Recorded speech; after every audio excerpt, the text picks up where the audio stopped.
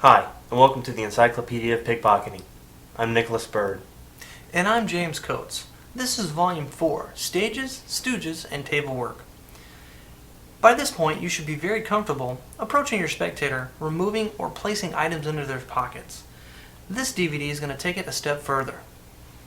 Before, we've been dealing with spectators who did not know that we were pickpocket entertainers, and we were actually taking advantage of that by removing their items. But let's say you want to take an item off, like a shirt. You want to do a shirt pull? The spectator's going to have to be in on the act. So we're going to teach you how to take a stooge and work them into the show and make it work naturally. We're also going to teach you how to do things like stage whispering. And also, once you get an item from a person, like a credit card or driver's license, maybe how to work that into your show and do a little mentalism act with it as well. Then, we're going to go to the restaurant. We're going to show you how to take and actually work a table as a restaurant magician and a pickpocket entertainer at the same time. Not to mention, we're going to show you how to pick pockets while you're wearing a straitjacket.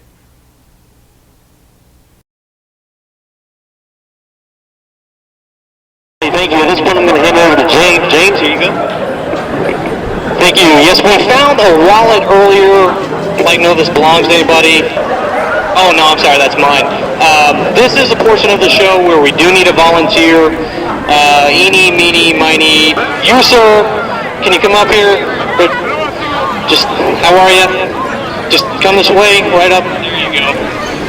Ladies and gentlemen, our first and last volunteer of the evening.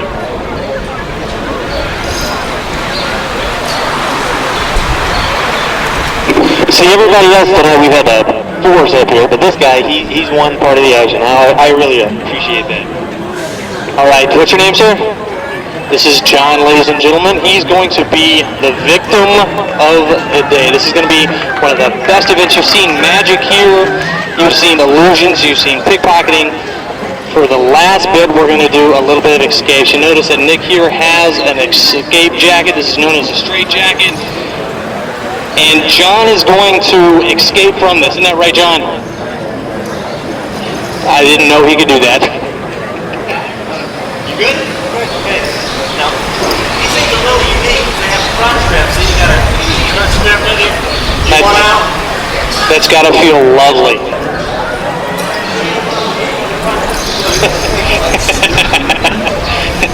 I think Nick actually likes the crotch strap, personally. Alright. Alright, now we're going to take and buckle Nick into this thing. We're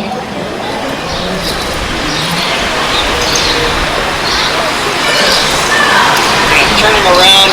Now, what you're seeing here is a series of buckles that myself and John, if you want to start here at the bottom, we're going to lock Nick up and thoroughly inspect it. Take a look at it, see if there's anything there, like hidden holographic projection devices. Go. Now, because you're such a swell guy, I think we'll let you do the crotch strap.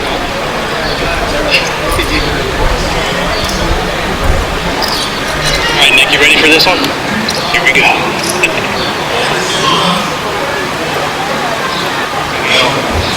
little tension there, alright. Now, turn yourself around.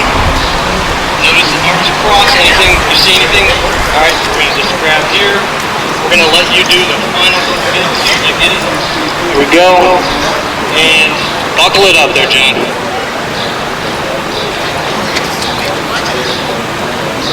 Alright. He is set up straight in this thing. John, if you do want to stand right there, that'd be great. That way when he's flailing, he's not going to hurt you. I'm going to step aside. Ladies and gentlemen, Nicholas Bird's Escape.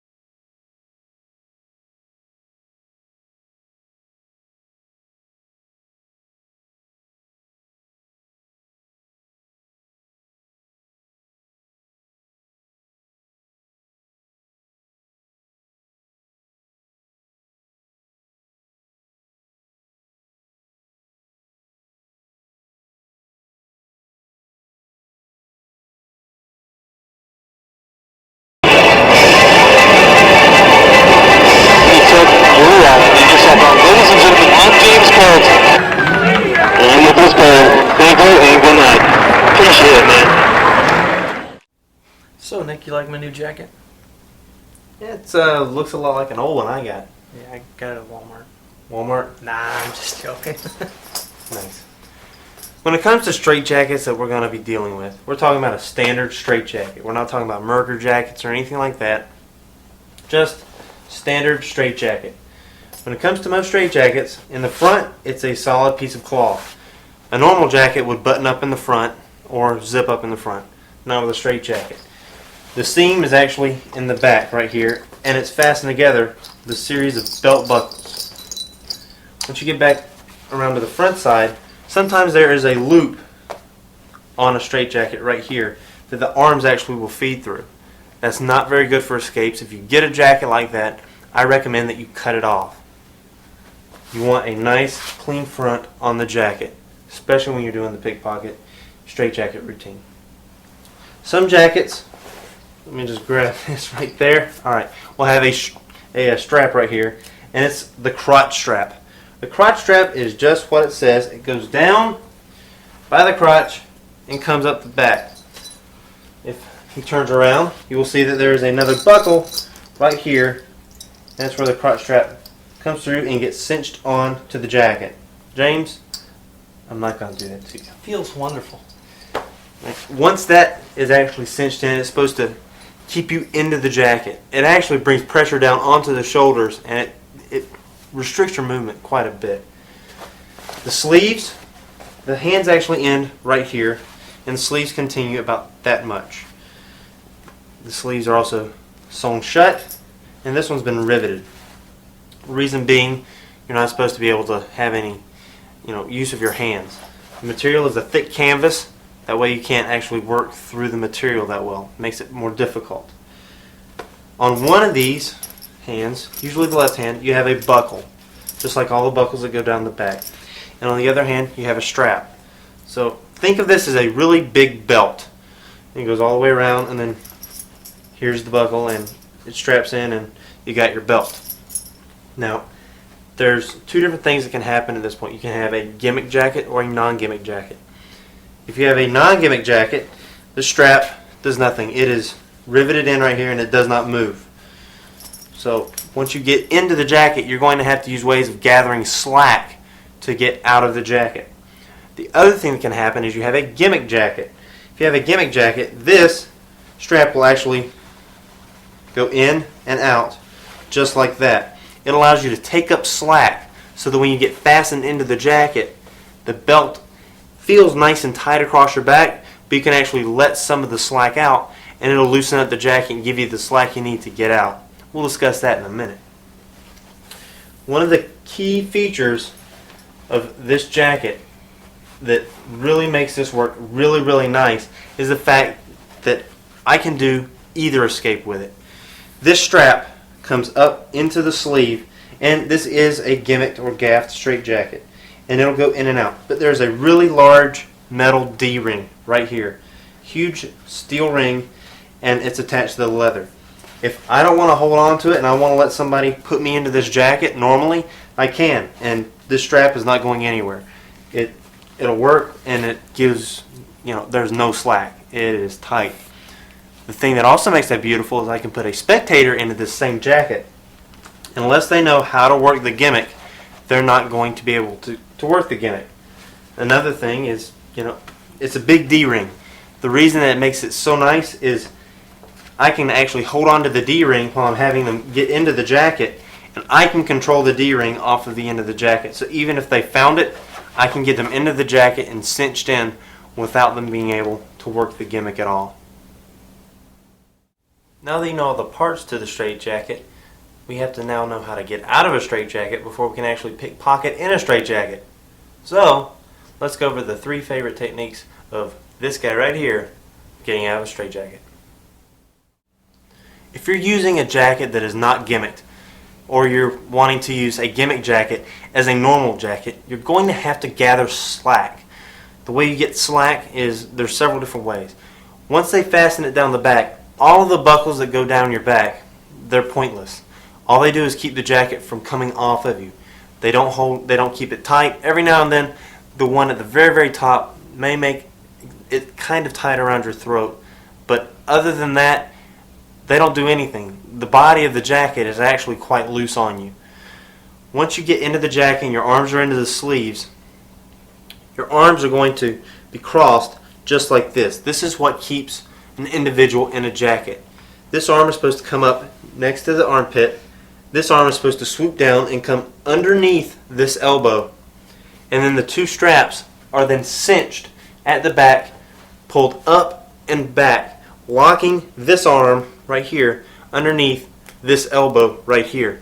That's what keeps you into the jacket. Your arms are what keep you in the jacket. It's not the crotch strap and it's not the buckles down the back. You actually physically, your arms are what confine you.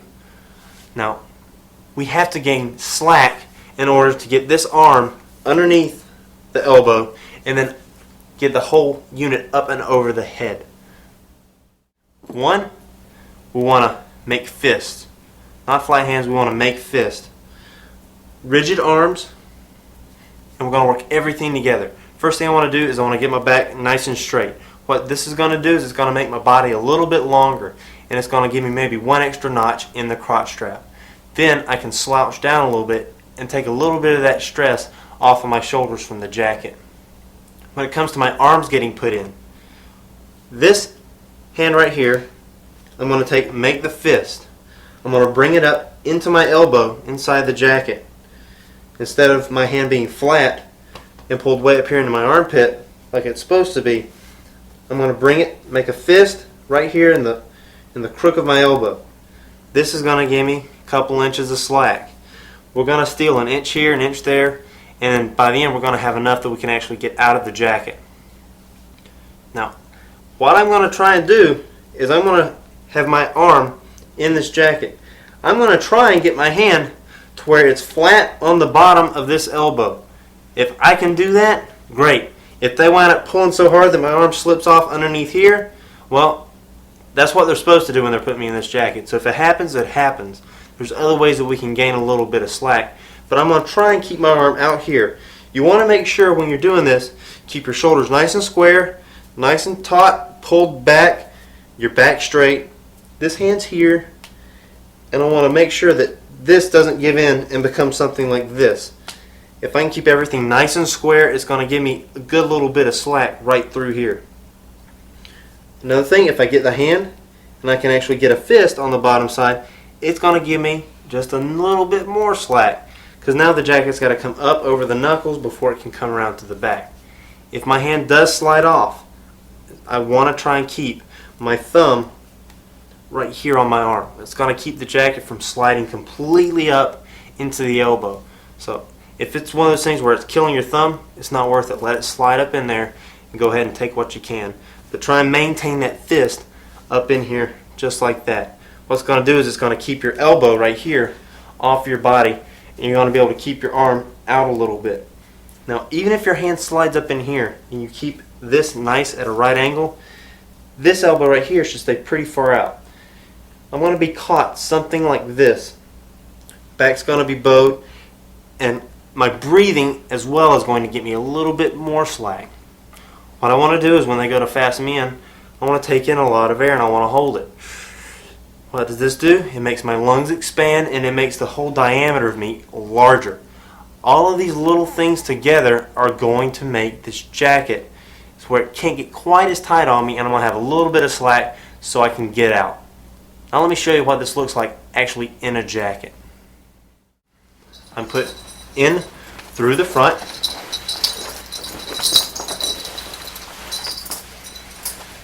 Then fasten down the back.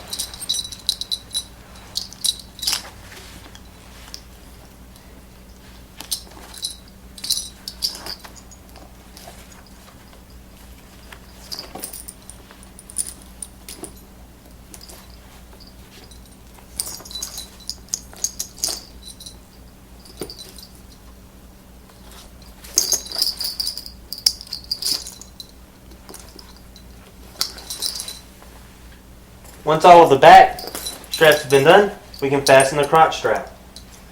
To all you guys out there doing this, remember, you might want to push it just to one side or the other just to protect the entertainment center. Back straight while they're doing the crotch strap, just that extra bit. Then we come around You want to give them the arms the way you want them. You're going to practice getting out of your jacket with one arm on top of the other the way that you're used to. So don't let them do it for you. Go ahead and get the arms started and let them take what they have. Go ahead and do it for you. Now here's what we're going to do. Remember, rigid arms, square shoulders, deep breath. I have 2 fists made right here. My right hand into the nook of the elbow. Left hand right here on the bottom. As he pulls tight, he's going to pull back and up. He's going to pull it tight. Get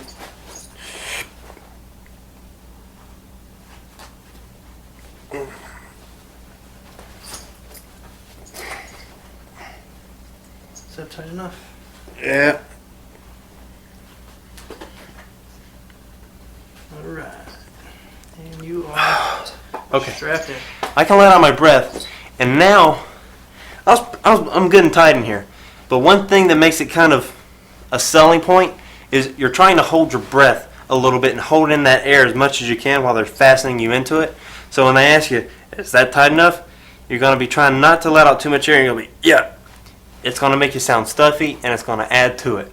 All right? Once they get it out, you don't want to, kind of like I did, and let everything kind of relax. You want to be in a situation where you maintain the same physical shape, and then you can take your breath, ease it out, start breathing again. I like to kind of hold my breath a little bit, keep it kind of tense, try and make my face go red while I'm getting out of the jacket.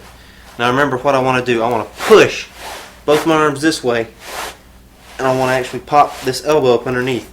Now once I have it, and I know that I've got the slack, this is a situation I was in. This fist was on the bottom of this arm. I want to take, sometimes, grab the extra slack right here in the jacket and pull it tight, and then assume the proper position so that I'm in really good and tight. Now it looks good. My elbows are tight against my body. I can go around, show it to people, let them look at it. I can even let them pull on the strap, and it's gonna, or my arms, and it's gonna feel really, really tight because that extra inch to 3 inches that I made of slack is now taken up in my fist. Comes time to get out. I want to start sawing my arms as I release that little bit.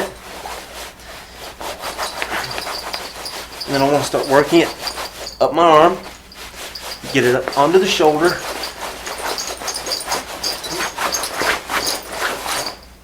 The more motion, the better. It's all in selling the whole trick.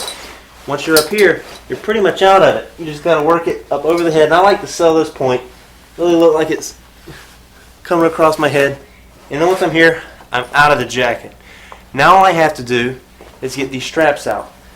You reach back, and this is something you're just going to have to practice because you really got dumb fingers in this canvas. You got to practice it. Crotch strap goes first. Once I get the crotch strap undone, all I have to do is pull it, pull down, the needle will come out, and stand up straight, and it'll undo the rest of the crotch strap. I then have to reach behind here,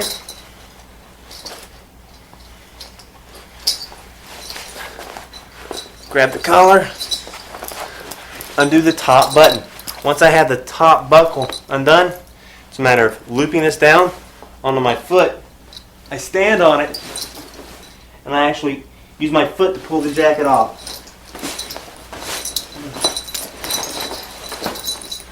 And once I'm out of the jacket, this is when I can reveal the items that I have. When it comes to getting out of the gimmick jacket, up to this point, all the way to the crotch strap, you're getting into the jacket the same way. The only true advantage is you don't have to worry about getting all this slack because you're going to take it all up right here in the strap. See, watch. It'll come all the way out if you want it to. Now, you don't want everybody to notice that you're doing this. So while I'm actually turned around and they're buckling up the back, that's when I take out my slack. All I do is I grab the D-ring and I pull it in just enough so I can grab just past the D-ring. Do not put your fingers in the D-ring because if they snatch on it really hard, it's really going to hurt. You want to be holding the leather strap, not the D-ring. So the D-ring's here, my fist. D-ring's here, my fist is up here holding the strap. You don't need a lot. For some reason people think that the more slack the better. It's going to make it look hokey. You want to have just enough. So once I have, while they're fastening that, all it is they're working on the back straps. My back's turned to the audience. I reach down, I grab right here, pulling the D-ring, grab the leather, and I'm done. It takes like 2 seconds. It's really easy. Then once they get that, again, I feed the straps to the individual who's strapping me up. They pull it tight, get a good fist around that strap now. They pull it in and up, and you let them. You let them cinch you in the way you're supposed to be cinched in. Then when they pull it good and tight, get it locked in there. So I'm in there. I'm in there good and tight. All I have to do is let go, and I get all this slack. You want it, but you want to sell it. Even though you got that slack, you want to ease it out while you're shaking. You want it to look really tight at first, and it's tight. You want to make it tight across your neck. Your face turns red, and you want to ease that slack out. As the slack eases out, you start working your elbow through the jacket. You really want to sell it. Once you get up to here, it's the same thing. Over, and then you take out the straps and get out of the jacket. When you're doing an arm pull escape from a straitjacket, you need to have 2 spectators that are knowing what's going on. They have to know specifically how to put you into this jacket. You're going to get put into the jacket the same way as before, except the crotch strap's going to be a little bit looser, and the top 2 buckles are also going to be a little bit looser. This is going to give you a little bit more room in the body of the jacket. They're going to grab you at the wrist, just like this, and they're going to stretch your arms almost all the way out. They're going to be working on a cue, and they're going to actually snatch my arms just like this, pulling the jacket extremely tight. When that happens, I'm taking my left arm and I'm going to actually snatch my left arm inward. You can let go for a second, James. My left arm is going to snatch in just like this, making my arm snatch out of the sleeve and putting my arm in the body of the jacket. So in slow motion it looks like this. The jacket's pulled tight, the arm, my whole body shifts towards my right. I twist a little bit and I actually snatch my arm in, just like this. Now my arm is loose, it's up in here. My arm's now in the body of the jacket. As soon as my arm gets into the body of the jacket, I immediately want to turn into my left arm, covering up the fact there's no arm in there. This hand comes over, they bring the strap around behind, and they buckle the jacket as normal.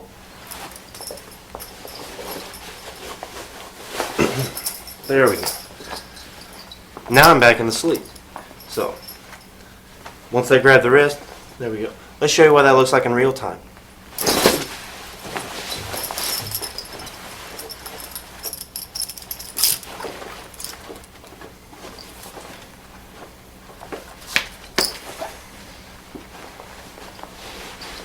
Now I'm set up and it looks like I'm in the jacket pretty normally. I want to make sure that I keep a little bit of movement going on. That way people can't look really at my arm. So I want to make sure that I'm moving a little bit. Go ahead and get a little bit of a struggle going on. And I can let the hand start to slip out. Bring it around up by the neck. Maybe work it down towards the bottom. It's easier if you can get the crotch strap undone first. So once the hand comes out the bottom, bring it around towards the back.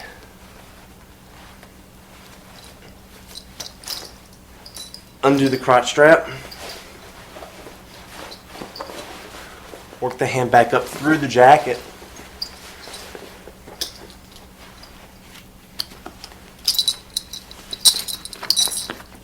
Undo the top strap.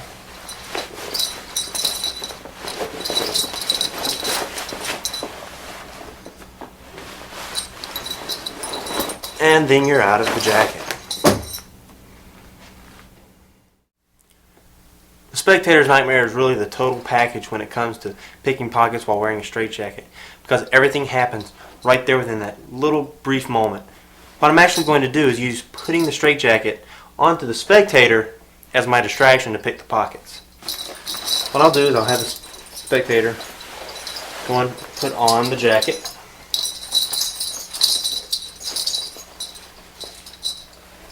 And Nick, would you suggest to go ahead and put the person all the way in or just halfway in? Either way, it doesn't matter. If you're going to put somebody all the way into it, go for it. if you got the time in your show, it's great. If you got somebody who's willing, it's gonna look good on stage. And I mean, either way, I've also taken it where I just briefly put them into it. I wrap, I don't even secure any of this in the back. Mm-hmm. I wrap their arms around the back, and when I do that, I'll just pull it tight, just like this, just to try and get them. Gotcha. Make them feel. I want them to feel kind of in the jacket. Now, when the steal actually happens, I'm not going to finish fastening these, but when I'm going to pick the pockets down here, is actually when I go for the crotch strap. I may not put them in the jacket all the way. I may get them right here. Say, all right, oh, we forgot the crotch strap, guy. Hang on, and I'll reach down. As I reach down and go to pull up, I'm going to give it a tug. Now, as I give it that tug, I'm going to go into the pocket. I give it another tug. I finish removing the item if I need to. Take it out. And the whole time, I want them facing the crowd, because I want the crowd to see this guy's face. He's going to be, ooh, ah. You all right? The big it's kind of tough down there. Yeah. And I'll even come in. I'll reference the, I'm not pinching anything, am I? Then I'll come back. I'll pull up again, and if they have an item in their pocket, I may want to dip for it, or I may actually want to grab it and push the item up into my hand. This is the big move. It's one of those things where the big move covers the small move. It's not going to get any bigger than this move right here. When you're taking this crotch strap and you start cranking on it. Now, I can attest to that. yeah, that's what we're doing. So I'm actually going to take, hang on now, I got to get some leverage. I've stepped on their foot, like I'm really trying to get leverage, and I've pulled up on it. What I'm doing is I'm having to do a one-handed dip into this pocket. So if I put my hand here, I can also slide my hand into the pocket, put my hand right here. Now I can grab an item in a pocket. These are all options, and it feels like I'm grabbing your hip while I'm pulling on the straitjacket, doesn't it? Exactly. It feels just like I'm squeezing the hip. And He's not going to be looking there. I can tell you that right now. I'm just worried. So I squeeze on the hip, I pull on the crotch strap, same time I take out the item. I can then put that in my pocket, finish cinching it up. At this point, if I want to put them in the jacket all the way, have you had enough or do you want to go the rest of the way? I think it's your turn. That happens a lot. I get them where they back out at that point, go ahead, undo it, and then I go to get into the jacket. Sometimes they want to go all the way. If they do, it's one of those things where I want to make sure when I grab the end of my straitjacket on the other end, I got the D-ring, and I can attest that they don't have any of the gimmick. I'll pull back, grab the strap, knowing that the D-ring's all the way to the end, and that's when I'll go ahead and pull up and I'll cinch them into the jacket really good. Let them struggle for a couple minutes. Sometimes I'll actually leave them over at the side. They're over there on the stage, they're working on the jacket. I'll go do something else. I'll do another trick for the rest of the crowd. It's kind of a funny thing because this guy's struggling. He'll do something funny every now and then, and everybody will laugh, and I can comment on him, come back to what I'm doing. Then I'll go over there. Let's see how Bob's doing. We'll go back to Bob, and we'll get him out of the jacket. He gets a nice round of applause. It's also, before you do this crotch strap, a good opportunity to, while spinning the person to show them around, to steal a belt. It's also a very good opportunity. Yeah. I'll go get them out of the jacket at that point. Say, well, it's a lot harder than it looks, isn't it? And they'll usually say yes. I'll say, did you have fun in the jacket? Yes. Okay. It's your turn now. It is my turn. I'll have them with their back to the crowd. So they'll be standing just like this. It's now time for me to go into the jacket.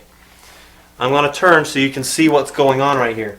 With the crowd that way, I'm going to go into my pockets and I'm going to grab the items as I come up and go into the sleeves. So I come up, keep the items close to the jacket right here, may even straighten it a little bit, concealing the items in the jacket and taking an item into each sleeve. Once I get the items in the sleeve, remember the sleeves are a little bit too long. I can just let them go. While he's fixing things, if I'm grabbing the gimmick, I want to make sure I grab the gimmick, and I want to keep that item up here somewhere around the forearm on the gimmick side. On the other side, it really doesn't matter. Usually, when I'm actually have an item in the jacket, I do recommend using the gimmick just because you can protect the items a little bit more. You don't want to take somebody's cell phone in there, have it floating around the end, and then get it crunched. All right, that would be very bad. So I like to keep the items in my hand, somewhat, sheltered, so that they're not getting crushed. Now, let's take a step back If you have the spectator and you actually put the spectator into the jacket, what you're going to want to do, if you stand him to the side and you're working over here, you need somebody standing with him at all times, because if he freaks out and gets claustrophobic, you want somebody that can get him out of that jacket right then and there. Something happens and he works himself into a heat stroke or something, you need somebody that can get him out of that jacket. It's one of those things where it's just, you need somebody standing by. You don't want a guy in a jacket working his way towards the edge of the stage and then falling off. Okay, I'm getting fastened in here. Once I'm in, the escape's same thing. You want to use all the drama. Getting out of the jacket. Once you get out of the jacket, come back, you grab the crotch strap, get it undone, then you come up behind the head. This is the only thing that really might take a little bit of practice, is because you got these items floating around in there with you, and it might be kind of tough at first working past some of these items. Once I'm here, same thing. I want to hook on the foot and start to work my way out of the jacket. Now, as I'm doing that, if the items have slid up here towards my elbow, they're going to slide back down towards my hand, and I can catch them in my hand. So I want to work myself to this position right here. I need all the items in my hands when I get to this spot right here. And then when I come out of the jacket, I can reveal the items. Sir, here's your wallet, here's your cell phone, thank you very much. How'd you do that? Yeah, and it's a great climax. The steal, conceal, and the plant is a lot of fun because you can incorporate a lot of people into this part of that. Let's say you're a stage hypnotist and you now work pickpocketing into your routine. And you've got 6 people all lined up on stage. You've been working with them for quite some time now. It comes time for you to get into your straitjacket, and you've already lifted several items off these individuals. Let's say I got Ted's wallet and I got Sam's cell phone. Well, I've got them all in my pocket. I may have had them for a couple minutes, but I'm keeping them hidden because I'm saving them for the straitjacket bit. That's right, that's all it is. I steal an item and I'll wait for a really big reveal. They come over with the straitjacket. It's just like before. I want to take and I want to dump the items into the jacket as I'm getting in. Now, I don't want the crowd to know about these, so when I'm getting into the jacket, I want it to be in front. Sometimes a person on each side, if they're my assistants, I'll have them do it so that the sides actually conceal it from everybody. I can step into the jacket, pull out the items, feed my arms in, and then get into the jacket. Once I'm in the jacket, sometimes what I'll do is I'll actually walk over and I'll actually kind of weave my way through the individuals on stage, rubbing up against them. Hey, how you doing? If there's a lady, hey, can you give me a kiss? Something like that. Just to try and play off the crowd. I'm in this jacket. And then when I come out at the end and reveal the items, wow, everybody associates me weaving through the crowd with the moment that the item was stolen. And it just adds to the effect. It's great, great finale. James, for the performers who are wanting to incorporate pickpocketing into a stage act, what do you think is going to be the best transition for getting this pickpocketing into their stage act and making it fit right? One, I feel that they need to have some sort of foundation. You just can't take and go from doing street magic or table magic and jump on stage, because the reveals that you're going to do are going to be different. Your positioning is going to be different. So number one is you have to practice not even doing pickpocketing, but getting up on stage, because it is different than walk around. Once you have established yourself a few shows on stage so you know what it feels like, then you have to deal with things like prop setting. Am I wearing a cordless mic or am I wearing a mic stand? So when you're developing your act, you need to really focus on that. Now when it comes to pickpocketing, no one's going to be able to see you steal something out of someone's pocket if you don't make it obvious to them. In a street setting, you wouldn't want to make it obvious, but that same steal from the front pocket needs to be made obvious to the audience members. So you need to approach this and do your positioning, such as the newspaper shield is great so that people can see you can flash a little bit more. Now, when it comes to dealing with actual pickpocketing into a stage routine, I personally feel that any routine or any stage routine can have pieces and parts of pickpocketing inserted into it at any time. You don't necessarily have to steal a watch. You don't necessarily have to steal any sort of wallet or something, but you can take and do put pocketing. You can steal a watch or a ring and do one or two pieces, and you can start establishing yourself as a pickpocket stage performer. Another really important thing when it comes to doing pickpocketing in a stage act, to me, is the act cannot stand alone on pickpocketing. Right. Bottom line. Because pickpocketing is something that accents to your performance. It cannot be the entire performance. Even if we're doing a show, it's one of those things where if we're doing an hour and a half show, if you take the entire show and cut out the pieces that are pickpocketing, you may have 25 minutes out of an hour and a half show. Just because once you do, X number of pickpocket moves, everybody's going to know, okay, they're a thief. So it needs to be spread out, and it needs to sort of gradually, rise to this climax of a pickpocket event where at the end they're like, okay, these guys are pickpockets, this is what they do. And it really needs to be worked into a show, not a show worked around pickpocketing.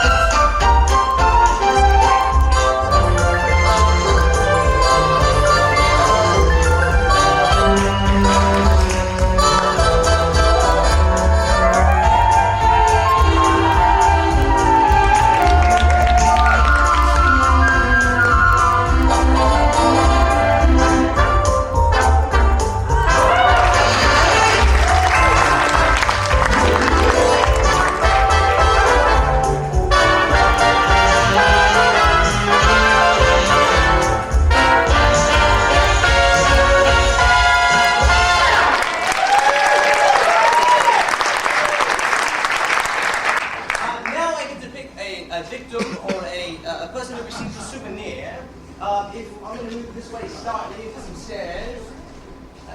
Sir, you lovely, sir. Hello, darling. Bye. Come on.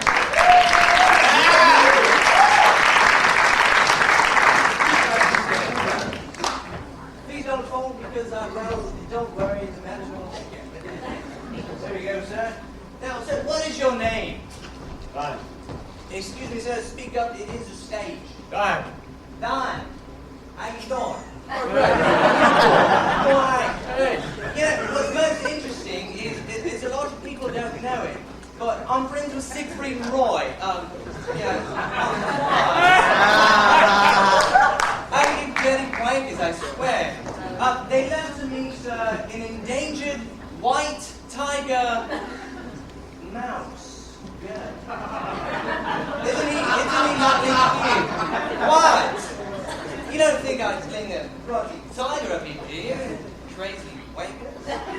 We'll be back here in a moment, sir. Do you have a ring I can borrow?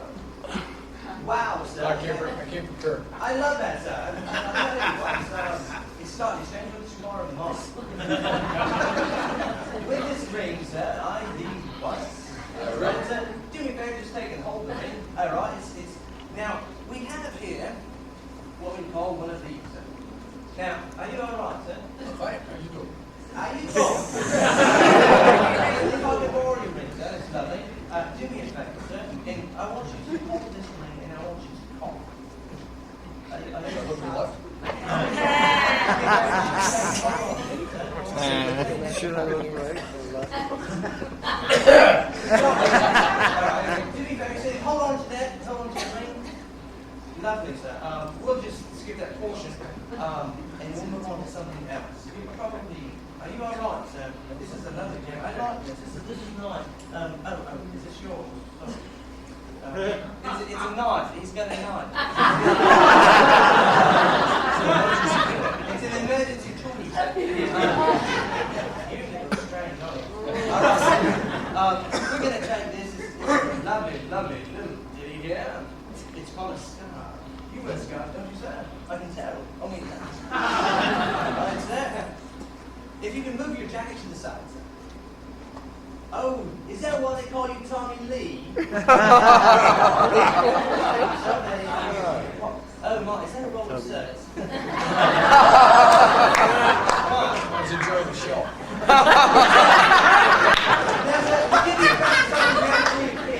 Such a young being. Surprised. All right. Well, here we go. Watch it.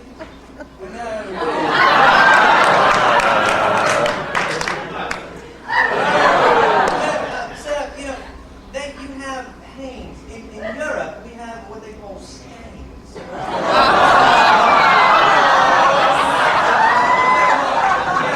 you remember my little friend Wiggle? Who I keep in my front pockets because he makes me giggle. I learned that from Richard Gere. He said to put it in his... What? Are you guys all right? Do you remember Mr. Wiggles, sir? Well, attached to Mr. Wiggles is the ring, sir. Mr. Wiggles is, in fact, a picpocket. And now this is where you get your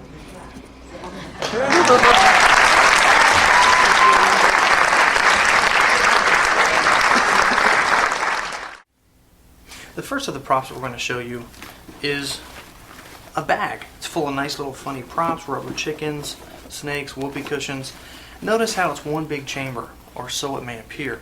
There's actually a divider right here in the center from an empty chamber here. What we've done is actually cut a hole in the bottom of that second chamber so that your hand can go through and access someone's pockets, an item hanging out their belt. And here's basically how it works. You have a spectator hold the bag, and you're fishing in the bag. If your pattern wants to be how you can blindfold yourself or close your eyes and you can reach in and feel, be able to identify whatever's in the bag. As you do this, you want to take and hold this here, and if you want, pull the bag down slightly so that they can't really see there's a second chamber. And my left hand's going to go into the bag, my right hand's going to go in as well, but it's going to take and go through the hole. As I'm pushing down, I'm bumping into him in here with my hand in his ribs. While I'm doing this, my right hand is actually going in and stealing an item from his pocket, such as a wallet. I come out, sir, is this yours? No, that's a whoopee cushion. You can now reveal the wallet. Oh, here's your wallet, sir. How did it get in the bag? Nice little bit of comedy, and that's how you use a nice bag, which you can get pretty much at any Goodwill store, or a book bag of sorts can work as long as it's got a divider and two chambers.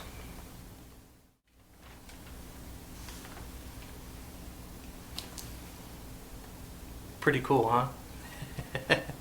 No, I'm not really magical. It's an actual prop built into a newspaper, as you can see here. This particular prop was actually used by street pickpockets during the early 1800s to remove items from people's pockets on mass transportation. What this is it's a simple frame. You can do it with 2 rulers, tape them together. This is pretty much all I've done, is taken 2 pieces of styrofoam board, taped them together here, and put in something like a piece of string so it doesn't allow it to open up all the way. And this is an actual prop hand. You can get a fake one and cut it off, or in the magic community they have an item called the hand, and that's exactly what this one is, and it's just simply taped in place. What this allows you to do is to have your hand pretty much in your chest. When the front, it looks like you're holding both hands. And what this allows me to do is, if you want to turn this way, Nick, for me, there you go, is I can take and actually be holding this, and with my free hand access a pocket, a coat pocket, or on stage. What's really funny is if you do something along the lines of this. This really looks great if they see a hand here and a hand here, and all of a sudden a hand comes out and grabs something. It's fun for everyone out there, and it's fun for the guy here. And as you saw, you can take, the reason I have this so large here is because you can take and put props on it, such as my glasses, which were hanging right there. You can put a fake mustache, any sort of props you want to appear as you lift the newspaper and put it down. But hey, you can only do what you gotta do. You can only do what you can do.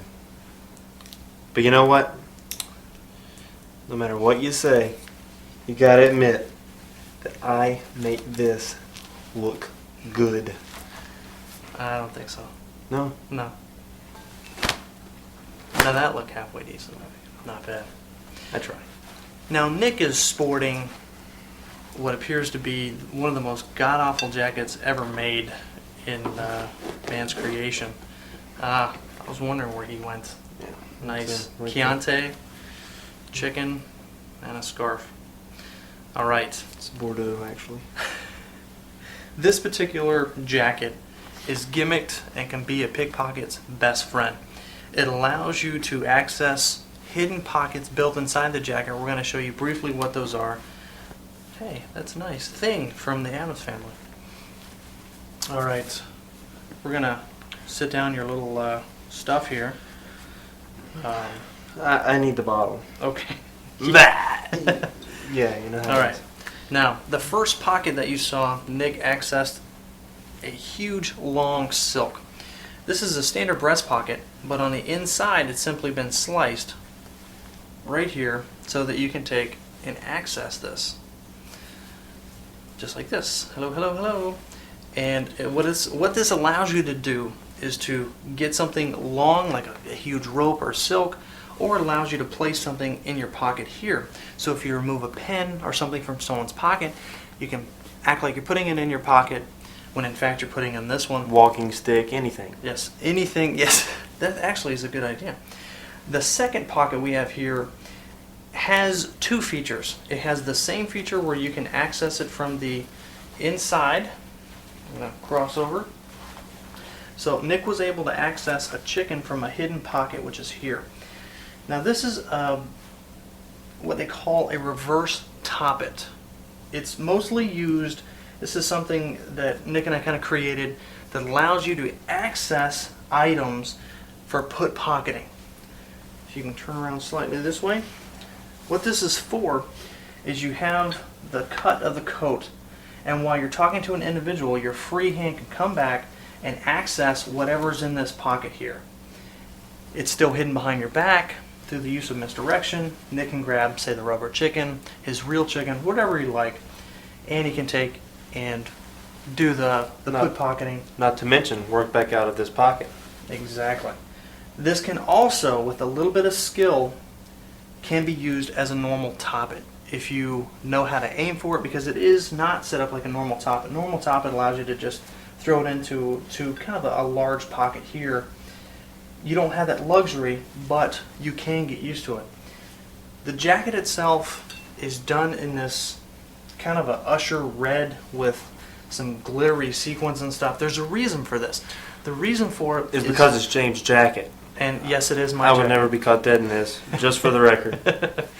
Remember? Reason, Never wore the sequiny jacket. Never that guy. it's caught on film though. That's right. The reason that this is like this is because even before you make the approach, you want people to think you're completely different. In this particular outfit, I do an English accent. It works very, very well with it. The character I do is Mr. Pockets, and I approach people and I tell a story about how I snuck in because of this jacket. It establishes me before I even start to perform that I'm some sort of entertainer. The accent lures them in, and then I can take and start accessing pockets or dumping stuff into the pocket that I remove. And that's why a jacket, this is just the way we have a jacket set up. There's other toppets you can use, there's No. other designs. This is the way he has a jacket set up. It works for me. Yes. Okay? It's very, very easy to access. I built this on my own. But make sure you Don't don't forget. cut a $500 Armani jacket. This is something I got at Goodwill for probably about $5. Now, you notice that Nick produced a bottle. This is one of the first gimmicks that, even though it has nothing to do with pickpocketing or put pocketing, it kind of does because it allows you to access items. This is a bottle harness. You can make these or you can buy them from pretty much any magic shop. And all it does is allows you to hold the bottle of liquor or whatever you like to put in that harness so you can access it later. Now the poor man version of this is to simply stick it right here. For those of you who don't want to buy a bottle This is harness, me on a Saturday night. Yep. This is nice. This is the poor man version to simply stuff it in your belt and gain access that way. And that's why a jacket can be the most important tool because one, it establishes you as an entertainer, and two, it allows you to access hidden pockets or ditch items that you may steal. Where are my car keys? Oh, sorry. Liar. A fun little prop for pickpockets is a ring flight. This particular one is put into a Judy the Mouse. I believe that the manufacturer is Bizarre Macchia, and the reel is hidden inside the body. You can still access it and do the little movements, but the tail is attached to the reel and has a hook so you can hook the ring. On stage, I do a little bit where I talk about Mr. Wiggles. I get him from my front pocket because he makes me giggles. With the accent, it is really, really funny. And then when you pull someone up from the audience, automatically you can say he wants to go in your front pocket because he makes you giggles. And then you can access the front pocket of an individual. If you get a female, you can go directly right into the Immaculate Ring Flight. And during the show, you can talk about Mr. Wiggles has a problem. He's a thief. You always have to bail him out from the pound, whatever it may be.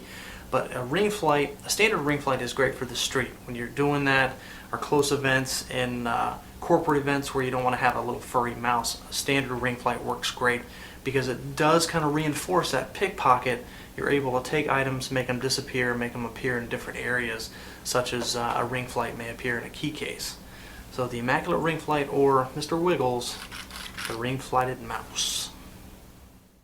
I'd like to go over some of the hokey or the stooge pickpocket effects that you can do on stage or in a parlor setting. The first prop I like to go over is crappy underwear. This is really, really funny if you're working a corporate event and you put pocket this and act like you're taking it out of the back of the guy's pants and hold it up. It's got poop all over it. All this is a set of brand new underwear with sawdust and brown latex paint painted in the crotch area. Let it dry and you have one heck of a prop. You can do this with female underwear if you like, or male underwear. Little bit of business that's a lot of fun to do. Then when you're done at the end of the show, you leave it in their bathroom. It's cool. Second is in the news.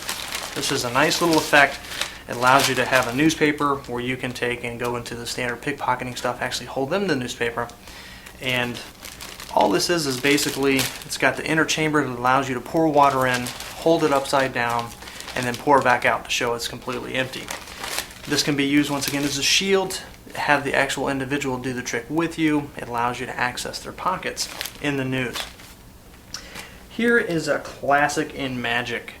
It is the old underwear gag where you tie this and stuff it in somebody's belt right above their underwear area, and you pull it and then the underwear magically appear. Now this is available in a bra as well.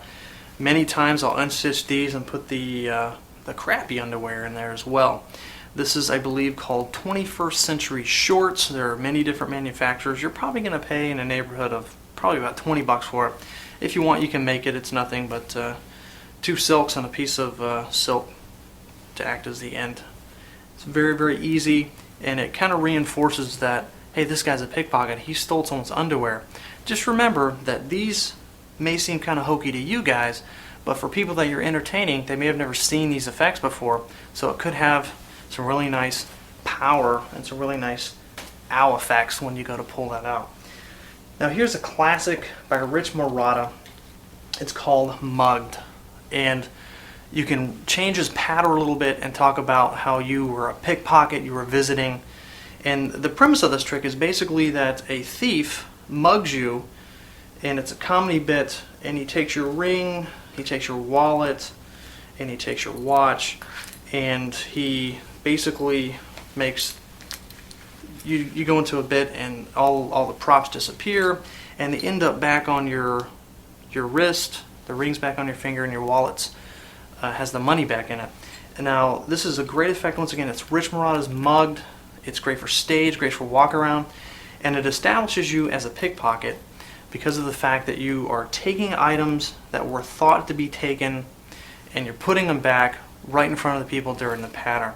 Those are some of Burton Coates' favorite stage effects that you can do to really get a wow effect without actually pickpocketing. Here's what you're going to need to perform the shirt pull. You're going to need an extra shirt. This can be actually on the individual, and you can just gimmick it right there on the spot. And the individual is going to have to be wearing a jacket. First thing you need to do is take the shirt and place it around the shoulders as such. You don't want to have the individual put their hands to the sleeves at all. And the individual can be wearing a tie. For this example, we're not going to. So he's got to have a nice casual look. So we're just going to button it, the first 3 buttons, maybe the 4th, depending on where the jacket falls, and you'll see why in a second.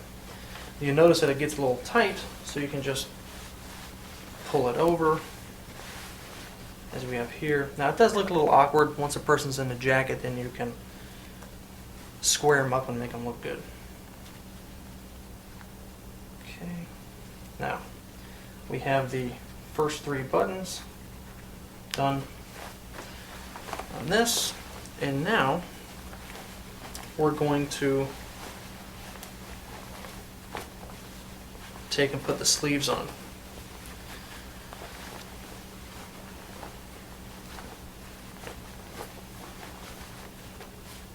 Alright, Get my arm free for now. so we're just going to take, notice the sleeve goes over the arm and is buttoned. You want to make sure that any buttons that may lie in between the trench there are undone. You just want to do one button so it comes off nice and easy, and we'll do the other arm.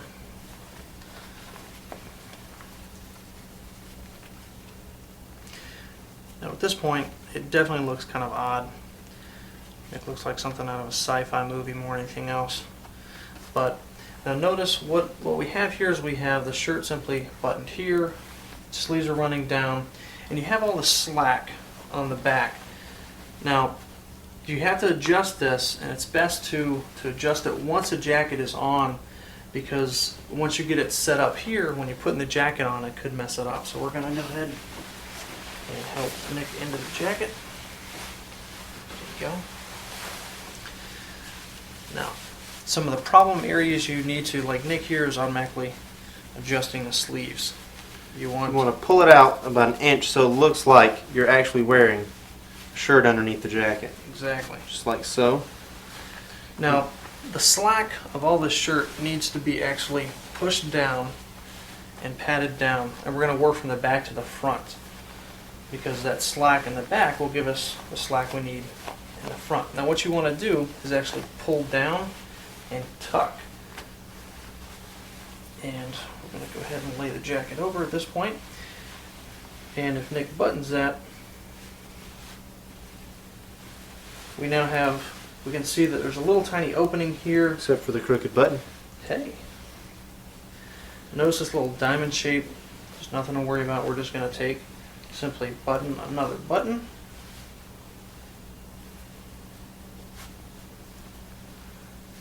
That is right there.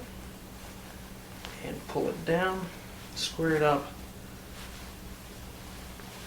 and tuck, tuck, tuck all the slack in, center the buttons, and now, so we get it, it's kind of uncomfortable to wear this.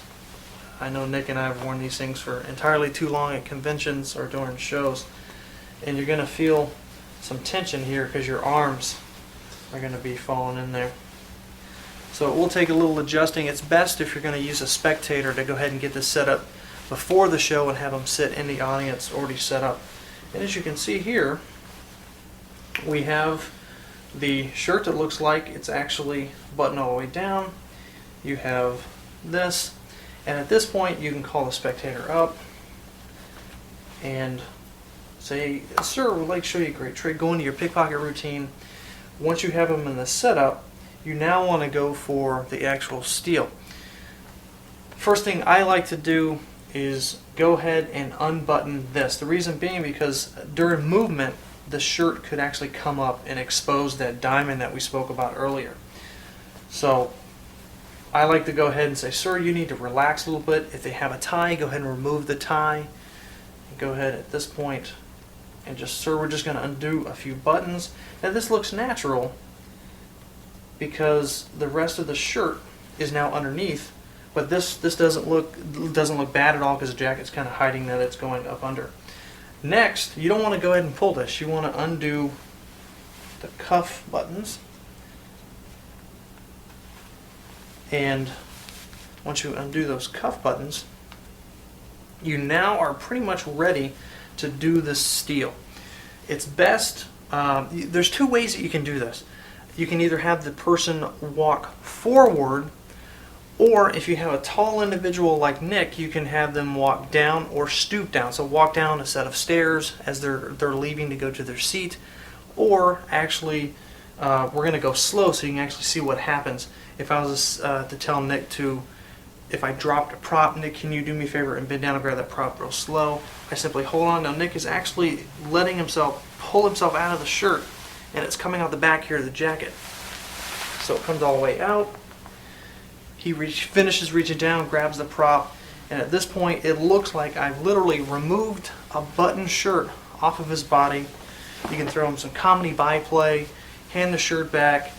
If you wanted to, you could even go for another steal at that point. And that is the shirt pull. Harry Blackstone Jr. is a magician who used stage whispering probably to its fullest. When he would have someone up on stage, if there was an item that he wanted to actually make appear like he had stolen the item, he would often use stage whispering to do that. Now there's many different ways that you can actually do the stage whispering. You don't have to communicate with them through voice. One way you can communicate is you can pass them a card. You can force a card onto an individual. Say, pick a card, any card, you have them up on stage. When they turn the card over, it's actually a blank card, and you've actually taken a marker and written on there, "Quietly give me your wallet," and your card is the 4 of diamonds. That way you give them a card, they can remember the card. At the same time you're communicating to that individual, "I need you to give me your wallet," very discreetly. And that's one way that you can communicate to individuals, is by handing them something like cards.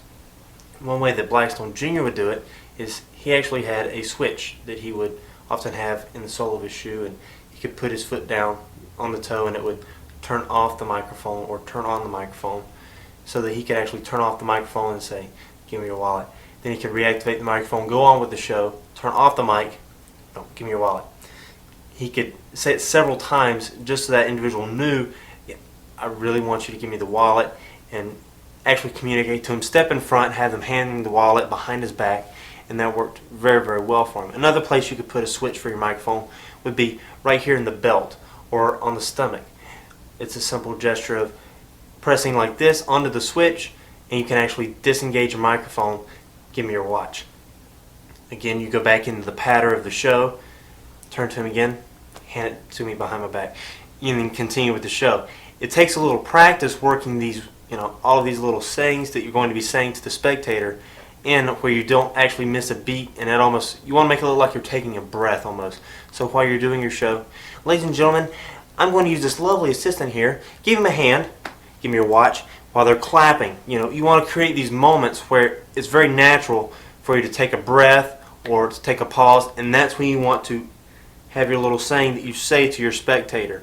Again, you can just deactivate the switch. I've only used stage whispering a couple times. When I've done it, it's always been with a mic stand. It's never been, anything real high tech where I had a button and I switched it off. It was just a matter of stepping away from the microphone and turning my back and whispering, "Hey, give me your wallet," or undo your tie, something, loosen your tie. Anything that I needed to be done, I never had that. So if you work in stand up type joint where you got the mic and you got the mic stand, it's as simple as you can act like you're laughing on someone's shoulder. I've seen it done like this. You grab the mic, you kind of tilt it away, you lean on the guy's shoulder almost like you're laughing at him, and at the same time you're whispering into his ear. These are all ways that you can communicate.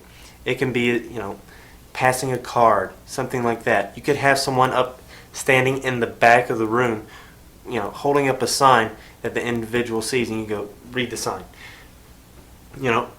The people here in front of you may not know what read the signs mean, and you could be holding up a sign and it says "Read the sign" in the back of the room. Read the sign. And on the back of the sign, you could have a saying that you're trying to say to the crowd. There's many different ways that you can incorporate stage whispering into your act. All it is a way of trying to get something that's hard, like an item that's hard to get to or something like that, from the spectator to you, or to get them to go along with something, and you may have to have them a little bit privy to it. One important note when it comes to stage whispering. By now, you're a seasoned entertainer, I would hope. And not only that, you've learned a lot of the philosophies through this DVD set that go into pickpocket entertainment. Take everything that you've learned as far as selecting a spectator, and you have to incorporate that into stage whispering as well. You're not going to want to pick the heckler out of the crowd and try and stage whisper to them. Make sure you're making the selections that you need to make. Now, when it comes to stage whispering can be done before the show. You can be walking around the crowd and you can say, "Hey, would you like to help me out in the show later? I'm one of the performers." If they agree, you can go ahead and let them know what's going on. This is when you start to work more of a stooge effect into your show. Now they're privy to what's going to happen on stage before they're ever on stage, and they actually become a stooge of the show. So if they have something and maybe you need to plant like a pair of dirty underwear on them, go ahead and put it in their back pocket. "I'm just going to put this in your back pocket and we're going to take it out on stage. It's going to be a nice gag." Now, that person doesn't have to work for you. It can be an individual who you actually met the day of the show, and what you're doing is you're actually making them an actual stooge for you just for that night. So there's a lot of way that stooges can come in to play when it works with stage whispering, and there's many effects that you can actually do when it comes to using a stooge. Let's say you dip into somebody's pocket and you come out with a driver's license, just a free-floating driver's license, that's it. Or let's say you pull out a wallet and right there on the outside is actually the driver's license displayed through like a little clear cover. It's actually on the outside of the wallet. This happens. What are some things you can do to take that personal information and make it an advantage? Well, when you and I first started this, we were also kind of doing mentalism at the same time. And one of the things that I realized was that when you're accessing someone's personal information and they don't know it, and then you can use the art of picpocketing to put it back, and you can retain some of that information, such as possibly an address off the driver's license that you mentioned, or maybe even the last 4 digits of a credit card. And just to insert here, if you're going to do this and you're going to retain numbers, don't retain the entire number. Maybe just the first 4 or the last 4. Never ever retain it or maybe just the expiration date. On the driver's license, the same thing. Social security card, the exact same thing, because you don't want all their personal information. You just want to seem like you're able to gather this in a magical principle. So to take a step back, you remove an item, you glance at it, and then you place it back. Now you have information. You have an option of one of two things. If you're working a team, you can take and relay that information to your partner. And Nick and I used to do this with a system from the Willard and Falkenstein video set. I'm not sure if it's available anymore. But they have a phenomenal code system that allows you to talk back and forth to each other and relay numbers, messages, items. And so that's when we first started incorporating mentalism into the pickpocketing. If you're working alone and you want to have some good information on mentalism, 13 Steps to Mentalism is a book, once again, that we kind of looked at and got some designs for some other mentalism effects that allows you to incorporate this. It gives you the pattern that you can relay the information. It makes it a lot more believable. So pickpocketing can be used and is a powerful tool to appear that you're mind reading or know something about somebody. Yeah. Another thing is, if you're working in a pair, I know I've pulled cell phones out of people's pockets. I would pocket the cell phone, we'd have them sit back down, and at that point I could actually pass the show on to James. James would go on, he would do a little solo act. Meanwhile, I'm stepped off stage or something, I'm going through the phone list in the actual phone, and I'm getting, Pookie. All right, well, let's go back and let's ask this person about Pookie. Right. And I'll have their phone number, like the last 4 digits of their phone number, so I can go back out on stage with the cell phone in my pocket and blindfold myself, and I can say, "Oh, I'm getting something from someone who's already up on stage." Actually, I'm receiving something from Pookie.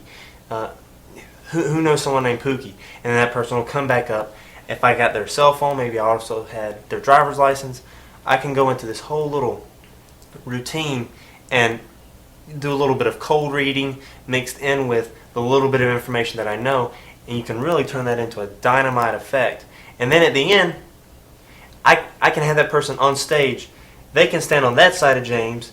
He's sort of like the medium between me and them, and I can be over here, and at the end, James can go over and maybe touch the spot where I stole the cell phone from or the credit card, and we can communicate that through speaking in code as well. He can go over, touch their spot, and make it seem like their cell phone just absolutely just flies across the stage into my pocket. Then I can take out the cell phone and produce it to them, and it just really closes the effect really nicely. Hey, how you doing? My name's Nick. I'm a magician. Would y'all like to see a trick? Sure. All right. Do you like coin tricks or do you like card tricks? Because I can do whichever you like. Let's do both. Both. All right. I aim to please. Tell you what. We're going to take and I'm going to riffle through these cards just like this. Whenever I get to wherever you would like for me to stop in the deck, you just say stop, and we're going to stop on that card. And that's going to be your card. Got it? Stop. Right there. I'm going to take and we're going to cut. This is your card. Go ahead and take it. Take a look at it and show it to your friend here. You got it? I got it. Okay. I'm going to just put it in there whenever you want. I'm just going to let the cards just kind of fall. Just like that. Perfect. We square it up. Now, can you shuffle? Yes. You can shuffle. Would you like to shuffle the cards? Sure. Look at this guy. He's a true player. All right. What's your name? Richard. Richard. All right, Richard. While he's shuffling, tell you what. You remember what the card is, right? Yes. I want you to really focus on the card here, because we're going to try and make it come back, and you're actually going to help me out here, hopefully. All right. Oh, look at there. Not a magician. Step away from the card, sir. There you go. All right, not bad, not bad. Now, you didn't forget your card, did you? No. He's helping you out. He's working with you here.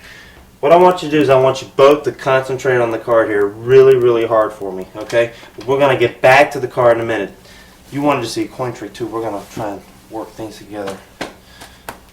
Do either of you have a coin? Do you have a coin? Yeah. Quarter, nickel, anything? Yeah. No? Do you have anything for me? Quarter. Excellent. You have a quarter as well. Now, what do you want? You like it when the coin vanishes? You seen the tricks where the coin goes into the hand just like that, and then you can take it, just make it vanish like that. Hey, it's pretty slick, huh? All right. You liked it? You want to see it come back, though, don't you? Yes, it's That's the mine. problem. Everybody wants it to come back. Can I borrow another quarter? Do you have a quarter? Nah. You don't. Check your top pocket there. I think you may have a quarter. I don't. You got his quarter. Look at there. There's your quarterback, sir. Thank you very much. Now, what was your card? I have to tell you? I don't know. I think because I think we got something over here. Sir, can you check underneath your coffee there? Because no. Check underneath the plate, just right there. I think we got some. Oh, there it is, right there. Was that your card? Yeah, that's a card. That is a card, but was that your chosen Yes, card? that's my That was card. your chosen card.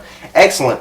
Well, I appreciate your time. I want to go ahead and give you your pen back. At the same time, I'd like to give you your cell phone. I really appreciate it, guys. Y'all have a good one. Then what you're seeing here is Nick first establishes himself, introduces himself, gets a little close, likes to open it up with coins or cards. This is important because of the fact that later on you'll see he's going to make some coins appear. Tell you what, we're going to take and I'm going to ripple through these cards just like this. Now at this point, Nick is allowing the spectator to feel as if he's getting a free card when in fact it's a force. Stop, right there. I'm going to cut. This is your card. Go ahead and take it. Take a look at it and show it to your friend here.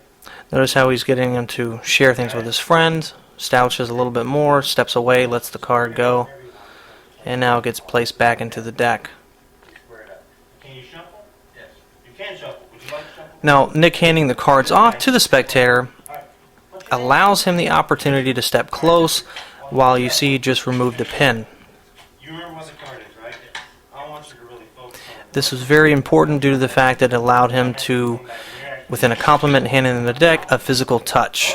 Now at this point, a waiter, who was myself, just brought in some cups. This is an opportunity. This is pre-arranged. There's a card placed under one of the cups. Nick is aware of this because once again it was pre-arranged. Then notice Nick's hand movements, his gestures. As he reaches into his pockets, he's keeping himself somewhat of a distance, but he's going to go for a touch. He's asking for a coin. The one establishes no. The individual who's finding a quarter's mostly found, so Nick was a safe bet. He planted a coin in the person's blue shirt top pocket. Now he's going to do a simple vanish. As you see, now he wants to know, where do you guys think it could be? As you see, he's going to reveal it in the top pocket where he planted it earlier. You know, James, it's interesting if someone doesn't have a quarter to loan you, you're only out 25 cents. That makes it a really, really strong effect because you're actually borrowing the coin from somebody. Exactly. Now, once again, here's a great point. You just established some more touch, some more contact.